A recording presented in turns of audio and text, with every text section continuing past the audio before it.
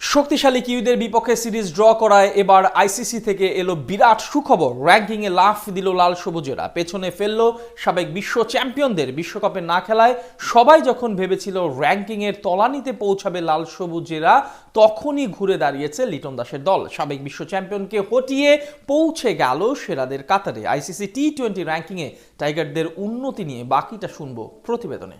নিজেদের প্রিয় ফরম্যাটটা ওয়ানডে হলেও সাম্প্রতিক সময়ে বাংলাদেশ শর্টার ফরম্যাটের ক্রিকেটেও উন্নতি করেছে চোখে পড়ার মতো। বিশ্বসেরা সব দলের বিপক্ষে চোখে চোখ রেখে লড়াই করেছে লিটন, মুস্তাফিজ, নাহিদ রানারা, যার ফলটা এবার হাতে নাতেই পাচ্ছে লাল সবুজের বাংলাদেশ। আইসিসি থেকে দেওয়া হচ্ছে বিশেষ স্বীকৃতি।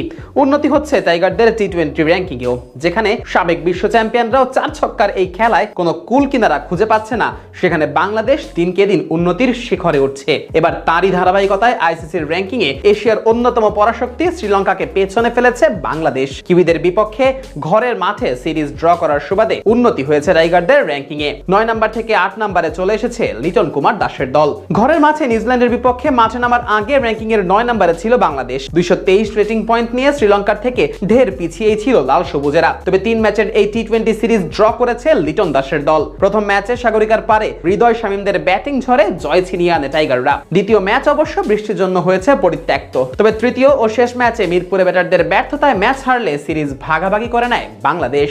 যদিও ঘরের মাঠে এই সিরিজ ড্র হওয়ায় র্যাঙ্কিং এর সুবিধা পেয়েছে টাইগাররা, কেননা আইসিসির র্যাঙ্কিং এ নিউজিল্যান্ডের অবস্থান ছিল উপরের দিকেই। তাই তাদের বিপক্ষে সিরিজ ড্র হওয়ায় টাইগারদের রেটিং পয়েন্ট বেড়েছে 2 ধাপ। 223 থেকে টাইগারদের রেটিং বেড়ে গিয়ে দাঁড়িয়েছে 225-এ। আর এই রেটিং পয়েন্ট বাড়ার কারণেই টাইগারদের র্যাঙ্কিং এও উন্নতি হয়েছে 1 ধাপ। শ্রীলঙ্কাকে হটিয়ে বাংলাদেশ উঠে এসেছে 8 নম্বরে। যদিও এই সময়ে শর্টার ফরম্যাটে শ্রীলঙ্কার কোনো খেলা না থাকলেও তাদের রেটিং পয়েন্ট বেশ অনেকটাই কমে গেছে। মূলত আইসিসি তাদের টি-20 র্যাঙ্কিং এর বার্ষিক হালনাগাদ করার কারণেই বেশিরভাগ দলের রেটিং পয়েন্টে হেরফের হয়েছে, আর এর ফলেই উন্নতিটা হয়েছে বাংলাদেশের। শ্রীলঙ্কার রেটিং পয়েন্ট 227 থেকে নেমে গিয়ে দাঁড়িয়েছে 221-এ, ফলে তাদের র্যাঙ্কিং নেমে গেছে 1 ধাপ। এদিকে আইসিসির প্রকাশিত র্যাঙ্কিং এর শীর্ষে থাকা 7 দলের মধ্যে কোনো হেরফের আসেনি। যথারীতি র্যাঙ্কিং এর 1 নম্বরে আছে বিশ্ব চ্যাম্পিয়ন ইন্ডিয়া। 2 রেটিং পয়েন্ট বেড়ে জাসপ্রীত বুমরাদের রেটিং পয়েন্ট এখন 275। তালিকার 2 নম্বরে থাকা ইংল্যান্ডের রেটিং পয়েন্ট বেড়েছে 3, তাদের বর্তমান রেটিং 262। 3-এ থাকা অস্ট্রেলিয়ার র্যাঙ্কিং কিংবা রেটিং এ কোনো পরিবর্তন আসেনি। যথারীতি 258 রেটিং পয়েন্ট রয়েছে অজিদের নামের পাশে।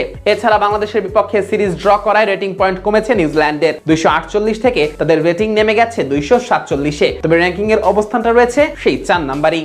1 রেটিং পয়েন্ট কমেছে দক্ষিণ আফ্রিকারও। 5-এ থাকা প্রোটিয়াদের রেটিং পয়েন্ট 244। এদিকে মার্চ মাসে বাংলাদেশের বিপক্ষে টি-20 সিরিজ হারলেও পাকিস্তানের রেটিং পয়েন্ট বেড়েছে 2 ধাপ।